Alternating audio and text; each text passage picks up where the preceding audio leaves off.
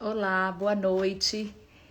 Tenho a honra de receber hoje aqui com vocês a doutora Denise Leles, que logo mais vai se juntar a nós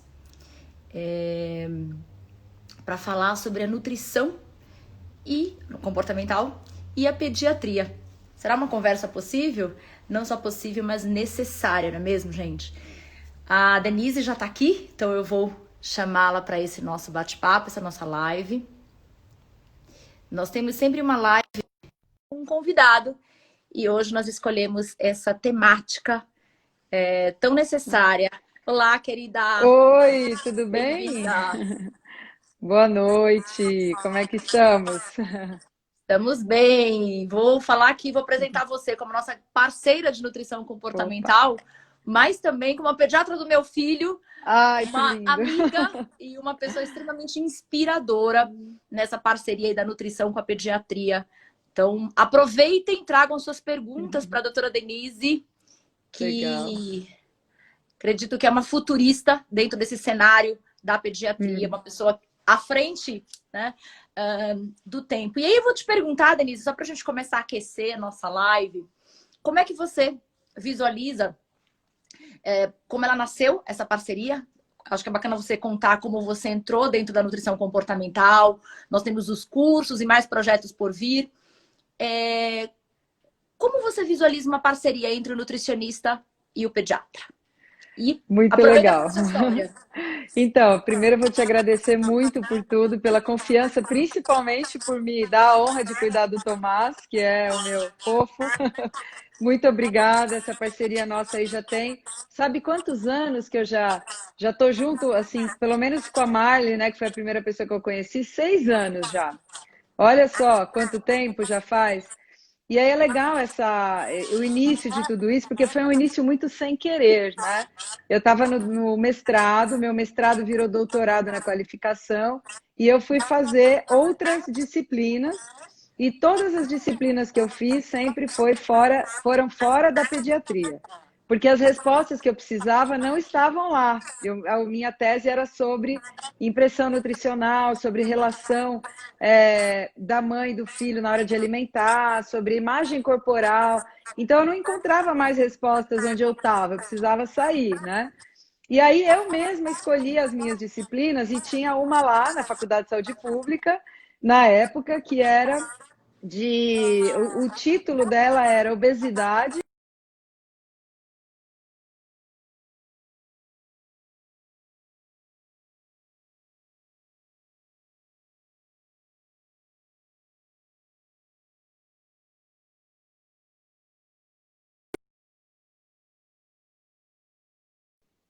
Travou? Voltamos? Voltou? Travou? Agora Você voltou. estava me ouvindo? Agora só os últimos 30 segundinhos que não. Tá. Então, eu tô me ouvindo aqui no eco. Não sei se todo mundo está ouvindo, me ouvindo duas vezes. Não? Tá vindo duas vezes o som. Será que. Você quer sair e entrar de novo para ver? Deixa eu ver se melhor. Eco. Para mim tá perfeito. Tá perfeito? Vamos tentar assim, então. Então, vamos lá. Então, eu estava na disciplina da Marley, né, de obesidade e interface com transtornos alimentares, achando que eu ia lá aprender um pouco mais do que eu já sabia, né, que eu estava muito interessada na obesidade na época. E os meus dados do doutorado eu já tinha começado a colher em 2012, então já estava uma coisa meio muito arroz com feijão para mim, né? Eu estava estudando muito tudo aquilo. E aí eu fui conhecer a Marley Denise, estão falando que estão te ouvindo duas duas vezes. vezes, né? Então, Eu vou eu acho que a sair, gente então. tenta sair e entrar de novo. Tá bom, vou sair. Não tem nada ligado aqui perto de mim, então eu não sei o que que é. Eu vou tentar sair, tá bom? Tá, sai. Já Aí sai e entro. põe de volta de novo. Tá. Agora, gente, vou ficar falando aqui com vocês um segundinho para ver se o eco tá no meu. Consegue me dar um retorno? Quem tá nos ouvindo aí? Tá tranquilo o áudio agora do meu? Agora eu vou colocar ela aqui dentro. Só me fala se vocês estão me ouvindo.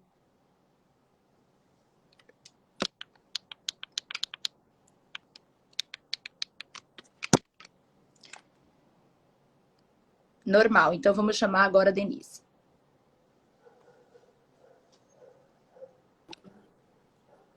Agora vai voltar direitinho.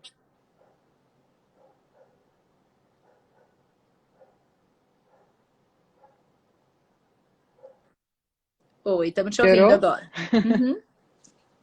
Opa, agora tá bom. Eu não estou mais me ouvindo duas vezes também. Bom, então voltando, conheci a Marli na disciplina, né, na academia, no meio acadêmico, foi uma super experiência para mim. A Marli realmente abriu um leque de visão para mim dentro da pediatria, que na época eu olhava o que ela falava com o olhar de pediatra. Ela estava falando dos adultos, dos transtornos alimentares, da empatia com o obeso, e eu olhava aquilo no meu nicho e falava, gente, mas tudo que ela está falando começa na pediatria. A gente está errando muito antes do que a Marli está falando. E a partir daí eu comecei a estudar muito. Eu acho que eu fiz todos os cursos da nutrição comportamental que existem, eu fiz. Todos os online, todos os cursos, os últimos congressos. Eu fui no segundo, porque o primeiro eu ainda não conhecia.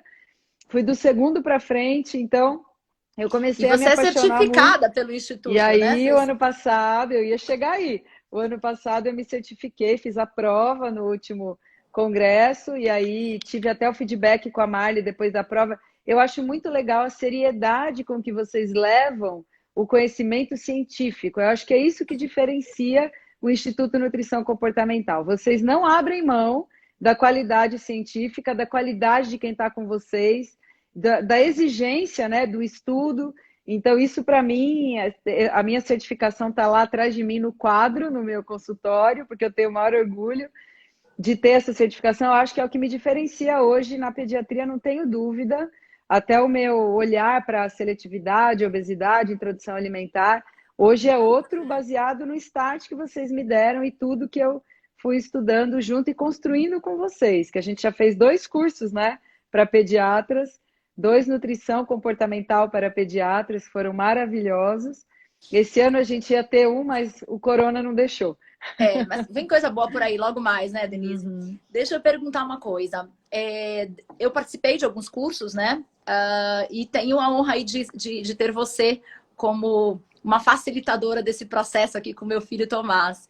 E o que eu vejo, assim como a gente coloca na nutrição, de a gente não ficar na prescrição, de a gente sair e ampliar essa bagagem para ser um profissional melhor no dia a dia do consultório. Só para a gente começar a aquecer, depois eu tenho perguntas bem específicas sobre as dificuldades alimentares e vocês também podem mandar aqui para a gente. Eu vi aqui algumas pessoas super interessadas. A nossa postura é, de fato, não ser pós, mas sim ser uma formação cada vez mais prática para capacitar os indivíduos, né, os nutricionistas e pediatras para trabalhar com pessoas, né? Então, o nosso intuito sempre foi muito mais, apesar de nutrir toda essa questão científica, nós gostamos muito desse viés prático e por isso a gente tem uma formação e não pós. Esse repertório que é tão marcante na sua profissão, em você como profissional, e que eu vejo quando participei dos cursos e participo da sua consulta, esse repertório no entorno da criança, né, que passa pela educação, passa pelo entendimento de diferenciações que as crianças têm, a sua peculiaridade, né, e não ir direto, de repente, para uma questão alimentar. Por quê? Por que você se aprofundou e se tornou essa profissional tão diferente? E dentro da nutrição, isso é o que o Instituto também quer para o nutricionista, né? Sim. Como é que foi essa busca, Denise? Eu vou responder, já respondendo a pergunta anterior que eu não respondi, que você falou como que o pediatra e o nutricionista podem, né, trabalhar juntos.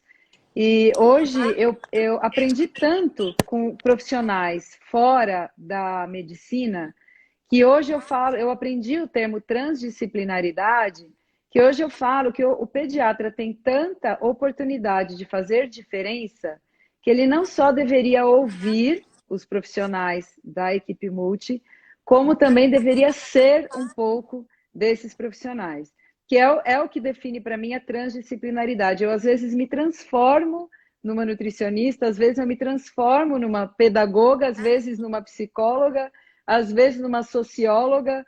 Então, assim, claro que eu nunca vou ter todas essas graduações, mas me enveredando um pouco por todas essas áreas do conhecimento, eu me instrumentalizo muito mais para errar menos.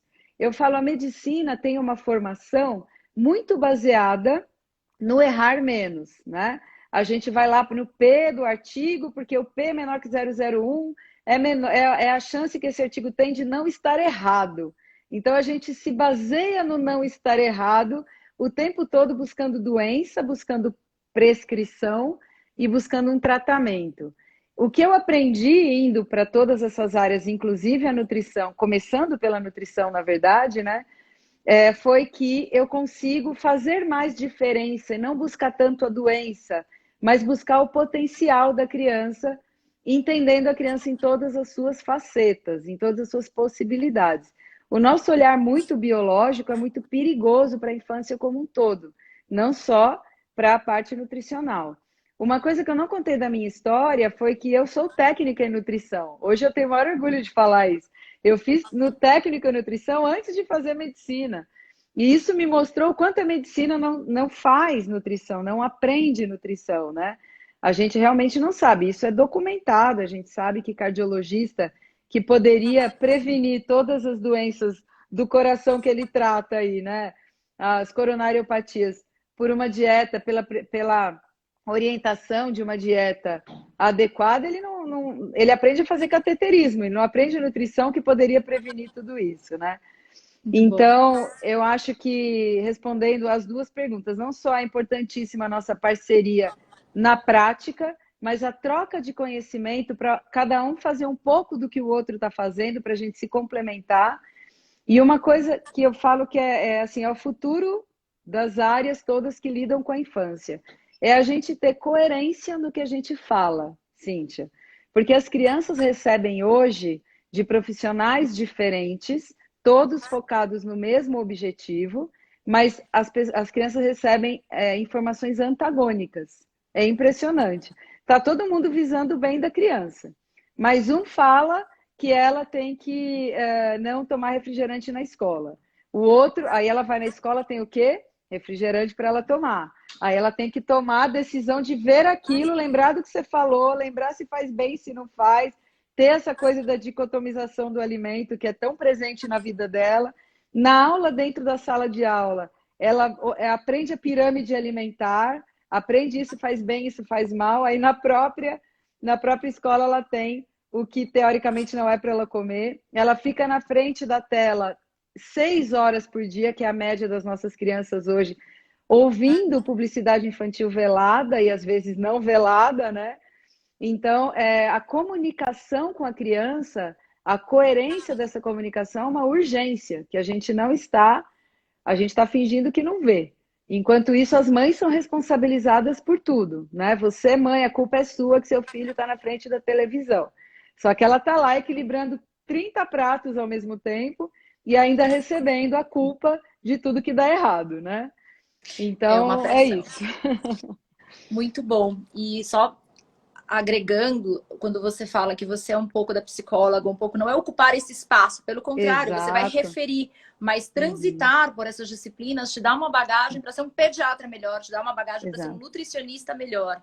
Né? Sim, e não é ocupar dúvida. este espaço, né? Acho que isso é importante. Agora, falando de questões práticas, do que acontece, principalmente, acho que um momento bem icônico na nutrição infantil, né? O momento que a gente tem a introdução alimentar. Tem hoje, o que mudou? O que você hoje, como pediatra e aqui com uma plateia de nutricionistas, né, tem a trazer, a contribuir para que isso já seja bem feito, né? Esse hábito se forma aí, quais são os cuidados, como é que o nutricionista pode atuar, que quer atuar nesse nicho, trazendo nutrição comportamental como uma abordagem nesse momento. O que você...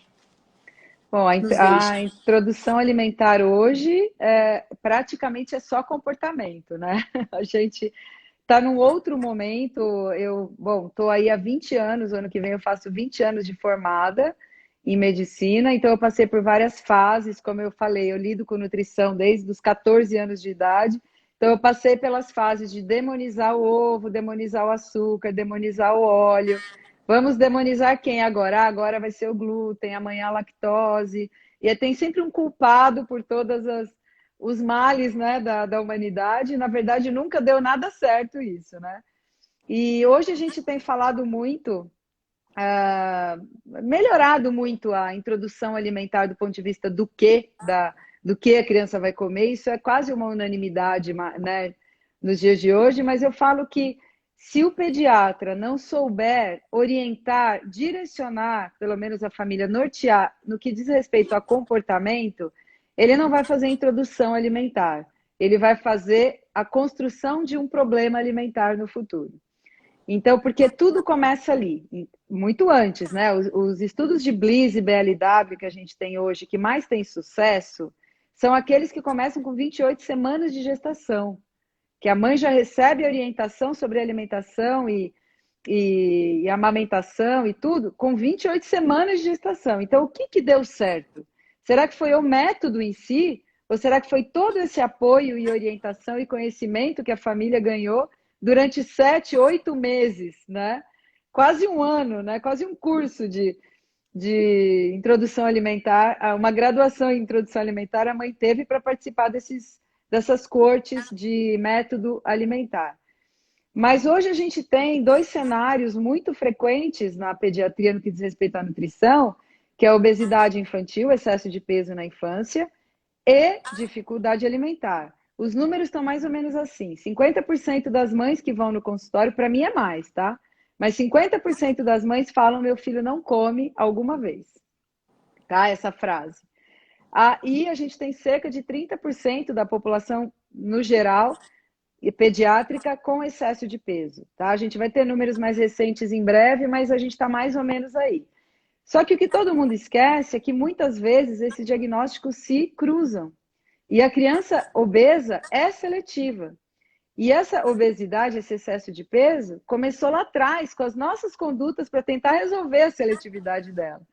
Então, esse olhar mais geral é importantíssimo, porque é lá na introdução alimentar que a gente vai evitar que isso tudo aconteça. Então, eu vou dar um exemplo de uma ferramenta que hoje a gente usa muito, que o pessoal já conhece bastante, mas que muitos pediatras desconhecem, que não está no guideline da Sociedade Brasileira de Pediatria. Você não vê isso na pediatria, que é, por exemplo, o conceito da Ellen Satter de divisão de responsabilidades, que a gente até cita aí nos guidelines de tratamento de seletividade, mas não na introdução alimentar, que é onde você evitaria a seletividade, né? Eu tenho, assim, N exemplos no consultório, N, de que só esta ferramenta, do poder de só essa ferramenta. A Marli, maravilhosa, professora melhor que eu já tive na vida, amém. Muito obrigada por tudo. Queria estar aqui com você também, viu? Tô querendo essa live com você. Vou te chamar para vir para cá para o meu perfil. Então, a divisão de responsabilidade, só ela, na introdução alimentar, já seria capaz de diminuir o risco de um transtorno alimentar restritivo e evitativo no futuro. Quanto mais a gente estuda o TARI, mais a gente conclui que ele é um diagnóstico construído pela gente, pelo que a gente faz, tanto nós profissionais quanto os pais, os alimentadores, né? Então, só essa ferramenta já seria capaz de tanto evitar quanto tratar problemas. Estão pedindo aqui a ferramenta para você repetir. Eu acho que você está falando das Divisão competências alimentares da Ellen Satter. Eu estou falando só da divisão de responsabilidade, só dessa ferramenta. A competência alimentar é outro conceito dela. Ela tem a pirâmide de responsabilidade, a pirâmide de necessidade de comida, as competências alimentares e a divisão de responsabilidades como três grandes conceitos que ela traz para a nutrição comportamental. Para a pediatria especificamente, a divisão de responsabilidades é extremamente poderosa. Só que a gente não sabe comunicar essa ferramenta para os pais. A gente, pediatra, tem essa dificuldade. Nosso livro, aliás, nosso livro, não lembro qual é o capítulo, mas o nosso livro tem, né? Tem um quadro dessa divisão de responsabilidades, que pode ser aplicado aí por vocês como... alguém está falando aqui, na página, até peguei ele hoje mais cedo, aqui. Eu vou mostrar para vocês. Vou atrás. Tá no capítulo de nutrição em De nutrição. crianças que a Marley está falando. Nutrição comportamental em crianças. Mas o que você vê hoje dos maiores erros? Que eu acho que é até bacana de trocar essa tua experiência hoje no consultório. Isso, hoje eu resumo, assim, muitos... eu preciso desse livro, alguém está falando aí. Aí depois você fala... O livro da Manoli, gente, do Instituto Nutrição Comportamental, nosso livro, organizado por nós, é na página 433. Nutrição Comportamental no Atendimento de Crianças e Adolescentes, e tem essa tabela que a Denise está falando. Exatamente. E ela é muito citada hoje nos cursos de seletividade, tudo, citada de um jeito resumido, mas no livro a gente tem toda a teoria completa da divisão de responsabilidade, que é muito legal e é só uma ferramenta. Mas, por exemplo, você falou onde a gente está errando, né? Hoje a gente fala muito dos estilos parentais. E aí a gente não estuda direito isso na pediatria, a gente pega os 4 estilos parentais mais comuns, existem, né, muitos estudos em relação a isso, desde a década de 60 que se fala em estilo parental. É um pouco filho do behaviorismo também, essa teoria, esse estudo todo. E a gente acha, por exemplo, que a gente orienta divisão de responsabilidade, por exemplo, sempre do mesmo jeito.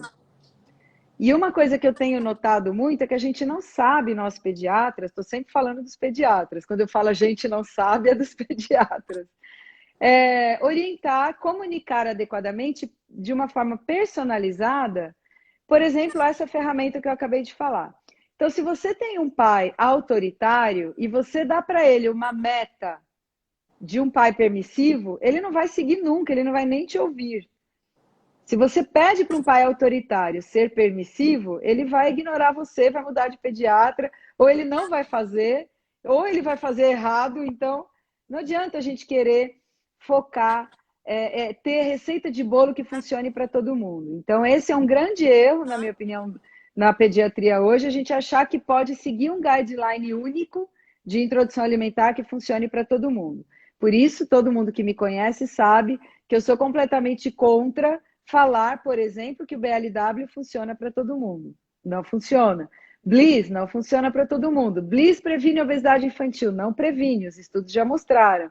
O próprio original do Bliss mostrou, não previne obesidade infantil. Então, a gente precisa entender o que cada família precisa, o que cada família tem para oferecer, da onde a gente está partindo. Hoje a gente tem, infelizmente, Cíntia, uma onda de negligência parental, que às vezes nem é de propósito, às vezes é por conta da nossa vida.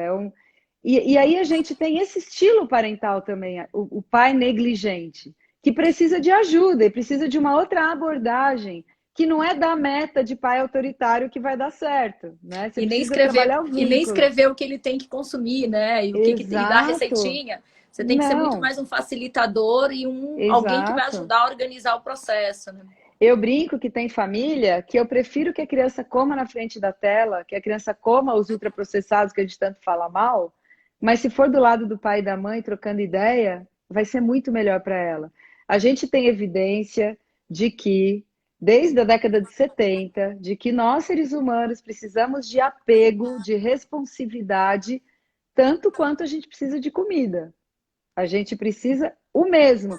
Aliás, tem estudo em macaco, o estudo das mães de arame, né, do Harry Harlow, da década de 70. Ele provou isso, o macaquinho fica lá agarrado com a mãe de arame peludinha, aí ele sai, toma o leitinho e volta para ficar agarrado com a mãe de arame peludinha. Esse que tinha a mãe peludinha era mais saudável, vamos dizer assim, do ponto de vista funcional dos macacos, do que o que não tinha. Então, a gente precisa de muito mais do que nutriente, do que comida, do que o que a gente está comendo. E se você não traz esse repertório, né, conseguir olhar para a dinâmica da família, tentar entender como é que esse contexto... muitas vezes você está trazendo a criança para o lado biológico, mas na realidade o que ela precisaria talvez era comer com os pais e ver os pais comendo aqueles vegetais. Se em algum momento ele viu e isso parou... né? Ele também para, né? Criança come o que tem em casa, criança come o que é oferecido.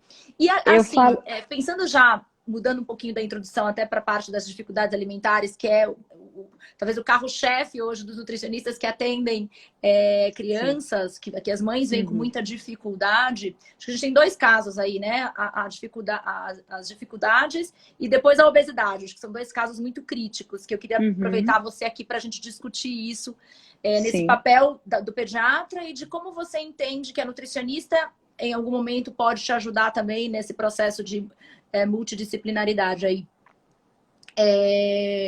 Dentro das dificuldades, o que você acredita que deve ser esse primeiro olhar do profissional na investigação? Né? O que seria esse olhar? O que, na tua experiência, seriam aqueles momentos que você fala assim, putz, a maior parte tá no não comer à mesa junto, as pessoas comem em horários diferentes. Eu gosto desse exemplo. Gosto. Porque a gente acha que comer junto é tudo de bom, né? Mas eu já cansei de tirar a mãe do cenário da alimentação. Já cansei. Olha aí, também não tem regra, né? De novo. Não tem regra. Não tem... Depende do estilo parental. Estilo parental é tudo. Eu acho que a gente começa por ele. A gente começa por ele antes da introdução alimentar. Porque com quem que você está lidando exatamente, né? Eu tenho várias mães que eu atendo desde... Alguém está perguntando aqui se no livro tem alguma parte para gestante. Eu atendo gestante no consultório, né? A gente tem a consulta pediátrica pré-natal. E eu vou contar uma história aqui só para ilustrar mais ou menos a oportunidade que a gente tem. Uma mãe que falou para mim, o pai estava do lado, era uma consulta online, o pai estava do lado e começou a rir da cara dela, tipo, tirar sarro dela. Você vai contar para ela? Você vai contar para ela? Contar o quê? Ah, não, doutora, ele está tirando sarro porque eu como vaca preta de sobremesa todo dia. Que eram 3 bolas de sorvete com Coca-Cola, que não podia ser diet, tinha que ser Coca-Cola normal. Era uma lata inteira com 3 bolas de sorvete. E eu ouvi aquilo, plena estava e plena continuei. Tipo, eu não mexi um músculo de julgamento para essa pessoa e ainda falei, legal você ter me contado, então vamos pensar o seguinte aqui, está te incomodando? Ah, não, está me incomodando porque eu acho que é muito açúcar para o bebê, então a gente parte de uma motivação dela, né? Que também é outra ferramenta que também está no livro do Instituto de Nutrição Comportamental, da entrevista motivacional. A gente entender um pouco quando que cabe a gente traçar meta e não, né? Isso mudou muito a minha prática. Da onde vêm as metas? Vem da gente? Não, vem da motivação intrínseca de quem está lá na nossa frente. É isso que a gente tem que tentar aprender a acessar. E aí eu vi que ela tinha essa motivação de mudar e consegui ir construindo com ela. Vamos botar 2, então, bolas de sorvete ao invés de 3? Foi a minha primeira conduta para que esta criança que está sendo gerada tenha um ambiente alimentar lá aos 6 meses, quando ela for comer, melhor, de um modelo melhor. Então, você falou, onde que a gente está errando mais? A gente está errando mais achando que a criança vai aprender a comer da cabeça dela. Não, a criança vai aprender a comer não é por instinto, ela vai aprender a comer por modelagem, ela olha um exemplo, ela usa o repertório dela para chegar naquele modelo. E o que a gente faz hoje? A gente bota a criança num cadeirão, a gente come primeiro e dá a comida para a criança depois e ela tem que se virar para aprender a comer.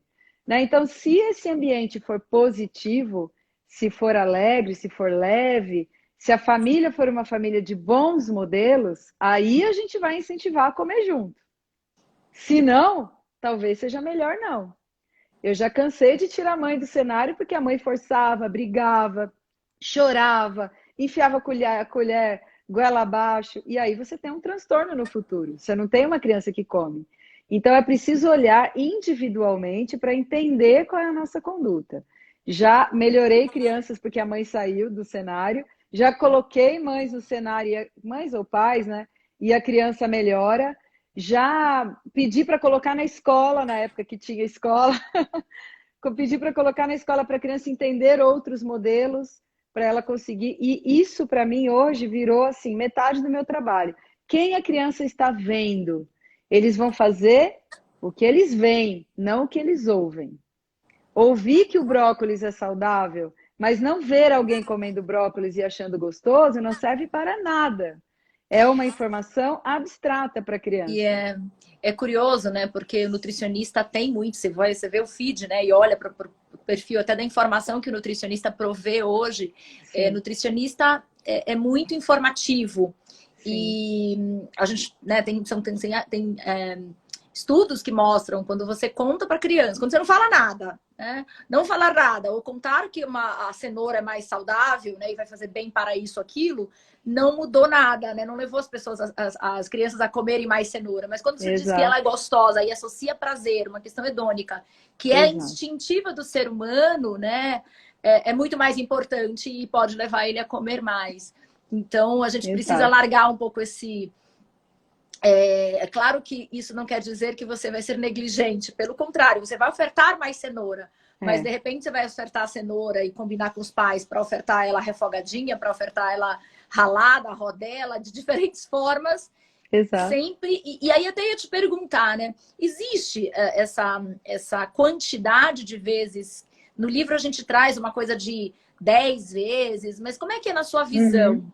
Essas tentativas? A mãe tem que fazer a tabelinha e contar mesmo? Ah, você diz quantas vezes oferecer? Ah, sim. É. Então, uma coisa que tem esse número é 8 a 15. Esse número, por exemplo, do guideline da Irene Chateau, que é a mais citada. Mas o que eu vejo na prática é esse, eu tenho tirado muito as crianças do cadeirão. É uma coisa que eu vejo muito associar o desenvolvimento motor com o desenvolvimento sensorial, que foi algo que eu aprendi com as fonos, tá? Então, veja, fono, pediatra, nutricionista, psicólogo, todo mundo a gente já citou aqui. As fonoaudiólogas especializadas em dificuldade alimentar me ensinaram isso. O desenvolvimento motor e sensorial, eles não cursam separadamente. Então, a gente aprendeu que a criança precisa ter desenvolvimento motor para comer. Ela precisa estar pronta neurologicamente para comer. Então, a gente espera, hoje é quase unânime, que a criança tem que ter 6 meses e estar sentada para a gente fazer a introdução alimentar mais tranquilamente. Senão, ela tem que pensar em se equilibrar e tudo ao mesmo tempo, e toda aquela informação sensorial, fora os que têm hipersensibilidade sensorial, que também a gente está cada vez mais encontrando isso.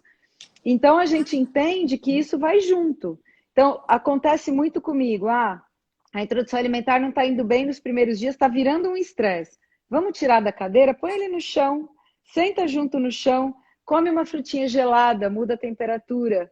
Só essas pequenas nuances já ajudam a criança a mudar, a perder o medo. Eles vão desenvolvendo um medo de comer por conta da nossa responsividade. A gente grita, a gente fala que tem que comer, a gente fala que está com pressa. Então, a nossa responsividade é tudo nessas primeiras experiências de vida das crianças. Eu tenho outro caso de consultório famoso de gêmeos que um nasceu com um problema renal e o outro não. E aí, esse que nasceu com problema renal, o diagnóstico foi intraútero. E aí falaram para a mãe: seu filho vai ter um problema renal. Prepare-se para ter um filho com problema renal. Voltei. Só que essa criança Voltou. teve uma questão cirúrgica que foi resolvida ao nascimento e ela nunca foi um renal crônico. Ela sempre foi uma criança saudável. Com 5 anos de idade eu conheci eles. Eles foram no consultório porque um deles, que era o possível renal crônico, era extremamente seletivo. Ele era um transtorno alimentar restritivo evitativo dependente de dieta integral completa. Ele tomava só suplemento alimentar no copo, mas não comia nada. E a mãe olhava para ele e falava: olha como ele é desnutrido, doutor, olha a desnutrição dele. E olhava para o outro para ela era normal, era eutrófico. Você pesava e media, eles tinham a mesma altura e o desnutrido tinha 300 gramas a menos. 300. E ela via a criança como uma criança desnutrida, por conta da nossa conduta lá no intraútero, nossa médica, e ninguém nesse meio do caminho lembrou de ajudar essa mãe no sentido: tá tudo bem, ele nunca vai ter nada, tá curado. Ele não é uma criança com necessidade especial de nutrição e tal. Esse foi um diagnóstico assim que eu entendo como construído pela medicina, sabe? Então, de fato, a raiz aí, de certa forma, tem que passar pelo estudo desse pai mesmo, é aquilo que você falou, né? Desse Sem pai, dessa mãe. sombra de Eu dúvida. tinha uma pergunta aqui que deixaram, perguntando sobre escala. Se tem alguma escala, teste, para avaliar essa. O quê? A imagem corporal? Não, não. O perfil dos pais, né? Essa questão do Então, estilo parental.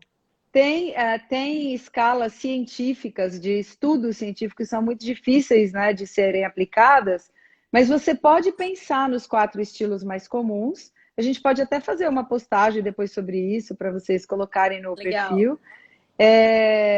O estilo permissivo é aquele cara que não sabe lidar com o não, falar não para criança, resumindo, né? Falar não para criança. Então é o cara que eu não consigo lidar com ele passar fome. Eu acho que ele vai sofrer, eu não consigo lidar com o sofrimento. Então eu vou no carro, dar comida no carro, porque eu não quero ver ele sem comer. Como ele gosta de macarrão, eu faço todo dia. Esse é o pai mais permissivo. O autoritário é aquele que não necessariamente é bravo, mas é aquele que fala, bom, tudo bem, mas se você não comer, a gente não vai passear. Se você não comer, a gente não vai ter sobremesa. É aquela coisa da ameaça, da barganha. O pai responsivo, que é o ideal, é aquele que consegue ler o comportamento da criança e responder a este comportamento de uma forma mais adequada. Então, se você não está com fome, filho, beleza. Vamos guardar, vamos comer mais tarde, mas não substitui só porque a criança não comeu. Não faz também um drama, não manda, não grita, não se descontrola por causa disso. E o pai negligente, que é aquele que não tem vínculo, né? Ele não tá nem aí, tudo bem, comer bisnaguinha, porque é isso que tem. Quem já assistiu Tully, aquele filme que eu super indico para puerpério, né? Que fala do puerpério, tem uma hora que ela tem 3 filhos, ela joga o saco de ervilha congelada, ela descongela e joga em cima da mesa o saco fechado, para os 3 comer, para os 2 comerem e um é bebê. Essa seria a mãe negligente, mas na verdade ela era uma mãe em burnout, por isso que a gente tem que tomar cuidado antes de fazer esses diagnósticos, né? E falando sobre a questão dos pais, né? O quão importante é isso, tem algum momento dessa consulta com a criança? Porque eu lembro até uma vez que o Tomás não queria fazer algumas coisas, e você falou assim, você não quer ficar um pouquinho lá fora, você e o pai, e deixar ele comigo? Isso. E aquilo me marcou muito. Quando eu atendia também muito adolescente, as mães vinham e as mães queriam sempre falar o que estava acontecendo com a criança, com o adolescente em relação aos transtornos alimentares. E o vínculo precisava construir eu e ela, né? Como é que você funciona com isso? Porque eu acho que às vezes é uma dúvida, né? Que horas envolver os pais? Que horas atender só o adolescente? Eu não sei se você atende muito adolescente, é mais criança. A criança, com quantos anos você começa a de repente, ter momentos mais sozinhos com ela? Então, a adolescência, a definição de adolescência já é um pouco difícil, né? Tem aí, legalmente, a partir de 10 anos, mas tem que ter sinal de puberdade. Então, assim, o Estatuto da Criança e do Adolescente prevê a consulta do adolescente e o sigilo médico, no caso da medicina. Ele tem todo o direito de passar comigo, tirar a dúvida que ele quiser, e eu não preciso contar isso para os pais, a não ser que ele esteja sob risco de vida, tá? Esteja sob um grande risco. E aí tem lá as situações em que a gente tem que quebrar o sigilo médico, gravidez, uso de droga e tal. São algumas situações lá até um pouco difíceis da gente interpretar, porque o que é um risco de vida, né? Eu lembro que eu atendi um adolescente no Instituto da Criança uma vez que pichava muro, e ele ficava de ponta cabeça no prédio de não sei quantos andares para pichar o muro. Quebra de sigilo, né? Pelo amor de Deus. Então, o cara está sob risco. Então, e a adolescência é um meio que uma terra de ninguém, porque ele não é nem criança e nem adulto, né? Ele não se sente adulto, às vezes ele quer ser adulto, mas ele vai lá e pede palitinho no final da consulta, sabe? É assim, é muito interessante atender o adolescente por isso, mas é muito importante que você dê essa oportunidade para a família e para o adolescente de conversar com ele sozinho, para ele tirar a dúvida que for. E aí eu sempre começo assim, cara, pode me contar o que você quiser, que tudo que você me contar eu já ouvi, eu tô de boa aqui, eu tô tranquila, não precisa superar minhas expectativas e não precisa esconder nada. Então vamos lá. Conversar, fica à vontade, né? Essa coisa do não julgamento é muito legal. Para quem tem obesidade, compulsão alimentar, transtorno alimentar, é muito interessante você se sentir seguro, né? Em relação a julgamento. Porque, em geral, é uma relação rompida também em casa, né? A mãe, os pais não confiam naquela adolescente que, de repente, talvez, E como é que você, como pediatra, ajuda nessa construção? Porque, de novo, né, não é o que ela vai comer, mas sim como é que essas relações, essas teias vão ser construídas em casa e os acordos que vão ser feitos ali com você, com o nutricionista, com toda a equipe. E isso é muito legal, esse repertório que a nutrição comportamental me deu, e experiência, toda a experiência que eu sempre tive, né? Eu comecei a trabalhar com obesidade infantil aí em 2009, quando eu tive o meu ambulatório de obesidade infantil no HU, e eu sempre conto que eu gosto muito desses números, que eles me mudaram. Eu atendi, fiz 60 consultas, só eu, né, em um ano, 60 primeiros atendimentos de crianças obesas. Dessas, 56 choraram na primeira consulta. Das 60, 56 choraram. Na hora que eu perguntava, mas por que você veio aqui? Por que você me procurou? Né? Então, o sofrimento em torno daquela situação, que já vinha de casa e da escola, principalmente, era gigantesco. E aí eu fui crescendo junto com o surgimento de artigos, inclusive da Academia Americana de Pediatria, em relação ao estigma do paciente obeso, da criança com excesso de peso. E o sofrimento, eu lembro, isso me marcou muito, a sexta referência desse posicionamento da Academia Americana, que quando saiu, a primeira coisa que eu fiz foi mandar para a Marli, não sei se ela lembra, a sexta referência foi justamente um artigo que mostra que a qualidade de vida do paciente com câncer poderia ser melhor do que a qualidade de vida da criança com obesidade. E aí aquilo, toda vez que eu falo isso numa aula, as pessoas querem me matar. Como assim você está falando? Que absurdo! Então, só essa sua reação já explica tudo, né? Porque você abraça a criança com câncer, tadinha, meu Deus do céu, como eu posso fazer para ajudar? Mas a criança com obesidade é tão vítima quanto a criança com câncer.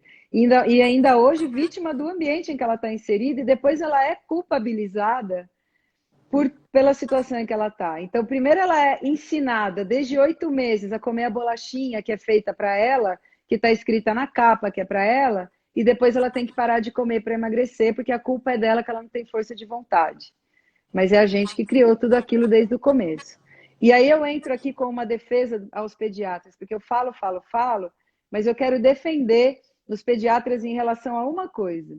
A gente tem uma formação muito insuficiente.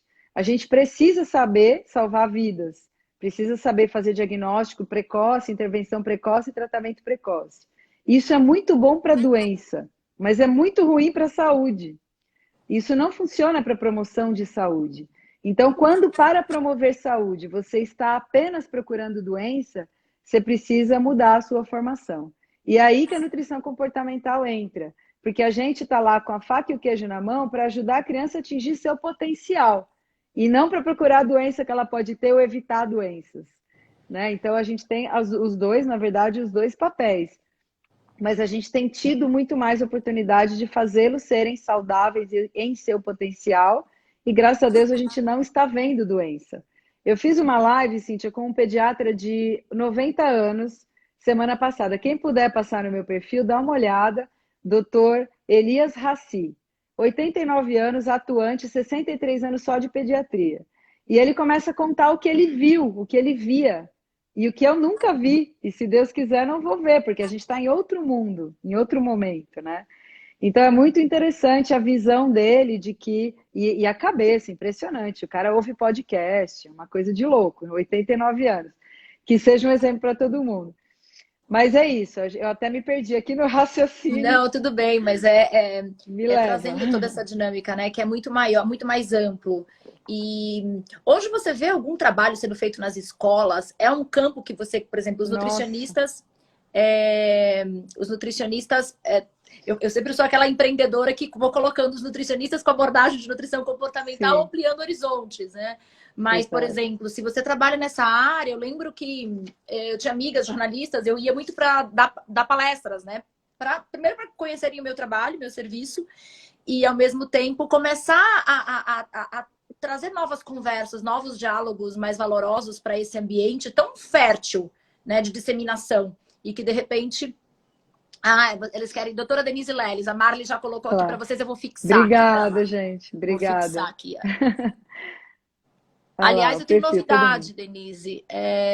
Temos um encontro em breve de nutrição comportamental, que na época que seria o nosso congresso, que você sempre está com a gente, nós não vamos poder estar presencialmente, ficou para o ano que vem, mas nós resolvemos fazer um um sábado científico Que e legal. prático. Então, podem passar na nossa bio também e se inscrever nesse primeiro encontro online de nutrição comportamental. Que Combinado? É um legal. sabadão.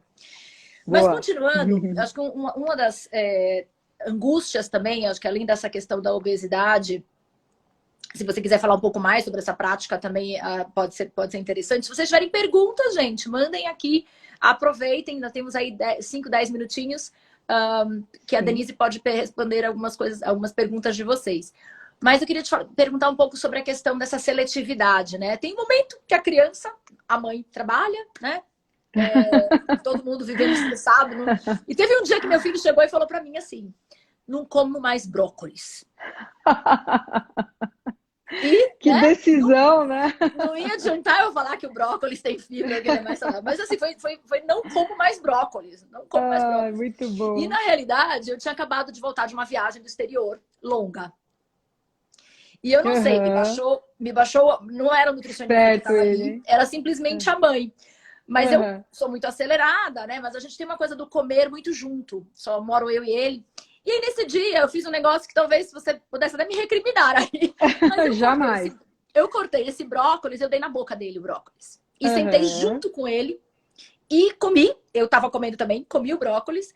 Mas o brócolis dele eu dei na boquinha. E foi conversando e resgatando uma coisa de meu bebê. Eu tava morrendo de saudade. E não foi nutricionista, foi a mãe querendo resgatar aquele bebê que comia brócolis, entendeu? E ele querendo resgatar a mãe que estava fora fazia um tempo, né? Mais de 10 dias ele foi genial, criança genial, né? Ele foi genial, comeu. Ele usou. Perfeito. E ele comeu brócolis e come até hoje brócolis. Então, nessa situação particular, ele tinha uma finalidade, você interpretou muito bem. Então, é muito legal isso, porque isso vem da terapia, né, da psicologia comportamental. Quando acontece um comportamento, o que você tem que pensar, né? Você tem que pensar o que a criança está querendo comunicar, quais são as emoções envolvidas, qual foi o gatilho desse comportamento e qual é a consequência desse comportamento. O gatilho é o que pode te ajudar a evitar esse comportamento no futuro. A consequência é o que reforça o comportamento. Então, se você todos os dias começar a dar na boca dele, você está reforçando esse comportamento de meu bebê, e aí ele pode ficar assim por um tempo.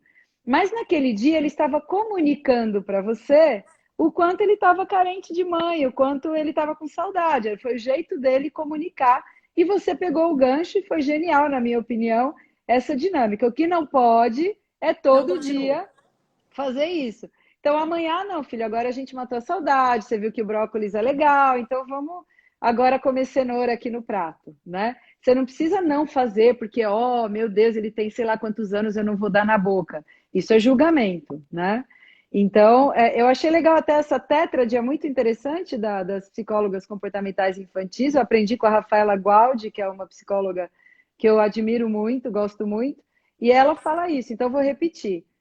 Percebe o gatilho, o que faz ele fazer isso, a consequência, que é o que reforça se ele estiver repetindo, quais são as emoções envolvidas e o que ele quer comunicar com esse comportamento.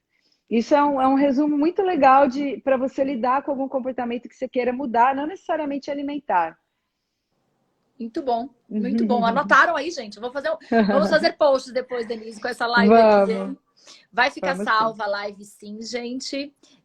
Tem alguém perguntando aqui qual o seu conselho para quem é recém-formado e quer começar a atender crianças e adolescentes? Bom, fora fazer os cursos da nutrição comportamental, é isso? Porque esse é o começo, né? Na minha opinião, que você já vai começar diferenciada, né? Eu não sou a melhor pessoa para orientar quais cursos ela deve fazer. Na medicina eu sei bem quais são os caminhos, mas na nutrição eu não sei como ela se capacita, se forma, né, para ser uma nutricionista materno-infantil e tal. Mas, sem dúvida, os cursos da nutrição comportamental vão te diferenciar. Não, com certeza vai te dar uma bagagem, sem dúvida, fundamental aí para começar. Mas acho que a Kali até é nossa aluna. Acho que você é aluna, né, Kali? Gente, qualquer pós de materno-infantil que você tenha um bom corpo docente, né? É um começo também para você se especificar um pouco mais. E em breve... Fique aqui conosco. Em breve, fique aqui conosco. Ó, Cíntia, já é cabecinha que não para, né? Ai, Pelo ai, amor de ai. Deus. Cheia de ideias. Denise, a gente vai para o final já. Eu sei que você é boa dessas mensagens mais amplas. O que você deixa aí para esse binômio, né? Pediatra e nutricionista do futuro? A gente está numa fase, a gente acabou de fazer um webinar de nutricionista do futuro. Alguém está perguntando aqui onde tem cursos de nutrição comportamental. Tem o nosso intensivo, seja aluna, Marine, do nosso intensivo online, que agora está com 60 horas, está incrível. Em breve teremos mais uma turma. Acabamos de fechar uma turma agora, que está começando.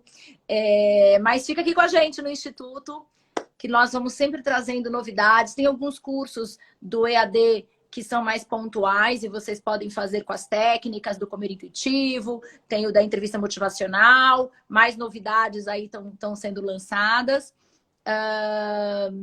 Denise, estão te perguntando se você está atendendo online.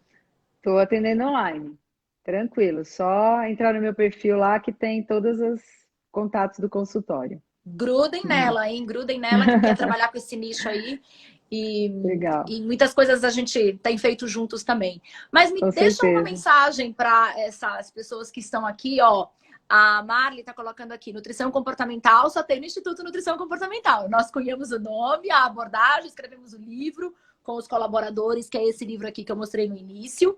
Então, se você quer fazer um curso, se especializar, se aprofundar, se formar como nutricionista que sabe trabalhar com essas técnicas e com a abordagem, técnicas citadas aqui, e com a abordagem, vem para cá, faz o nosso intensivo. Depois, Perfeito. assim como a doutora Denise, vem certificar conosco, tá? Gente, a Sim, prova no livro é tem prova de sobre verdade. transtorno. No livro tem A prova é capítulos... de verdade, eu falei. A prova a prova, né? A E ela prova vai é de estar online, verdade. essa prova agora. Fica tranquila que a gente está facilitando todo o processo para vocês, tá? Legal. Mas deixa sua mensagem final, Denise, para os nutricionistas que estão aqui com esse olhar do novo e adorando a sua live e querendo trabalhar com essas crianças de outro jeito. Eu também adorei. Eu acho que eu vou fazer o caminho contrário para dar essa mensagem final. De uma nutricionista que veio falar comigo, me perguntando, Denise, como eu faço para os pediatras me ouvirem? Porque tudo que eu faço o pediatra desfaz, né? Só que é triste, mas não é triste, mas o pediatra sabe muito menos nutrição do que vocês. A gente sabe muito pouco nutrição. A gente não sabe quase nada, na verdade. E muito do que a gente sabe, infelizmente, é bastante enviesado. Então, quem tem que estudar, né, é o pediatra sozinho, aquele que consegue, então, aquele que quer, que tem vontade, que consegue. Então, o meu recado para essa parceria é, nutricionistas, ampliem a sua rede de pediatras, conversem com seus pediatras, tragam os pediatras para perto. Médico não é muito fácil, médico é um ser meio vaidoso, eu entendo. Mas dá para a gente aprender comunicação no Instituto Nutrição Comportamental e aprender a se comunicar com os pediatras de uma forma mais positiva, mais agregadora, porque os pacientes vão ganhar muito se o pediatra tiver uma nutricionista parceira para fazer toda essa parte que a gente é pouco capacitado, infelizmente. Esse é o meu recado final. Então, gente, é o networking, sim, é a parceria, são as alianças. Trazer a sua proposta de valor aí que você está construindo, que você está aprendendo aqui no Instituto Nutrição Comportamental com a gente e apresentar para esses pediatras que estão ao redor. Obrigada, Denise, por iluminar. Eu que agradeço, foi muito legal. Vamos repetir. Um beijo enorme. E vou deixar ela salva aqui para quem não viu. E, aliás, gente, falamos para encaminhar para o pediatra. Que tal você encaminhar essa própria live para o pediatra que você conhece como uma ferramenta também de já começar a iniciar essa conversa, esse diálogo de parceria, ou então para uma nutricionista também que juntos, né, a gente vai conseguindo reverberar essa abordagem de um jeito mais amplo. O livro é da editora Manoli, então você coloca lá na editora Manoli, mas ele tem para vender na Amazon também o nosso livro, tá? Um beijo, Denise. Obrigada. Obrigada, gente. Obrigada, Cíntia. Beijo, Marli. Obrigada por tudo. Beijão. Tchau, tchau. Tchau.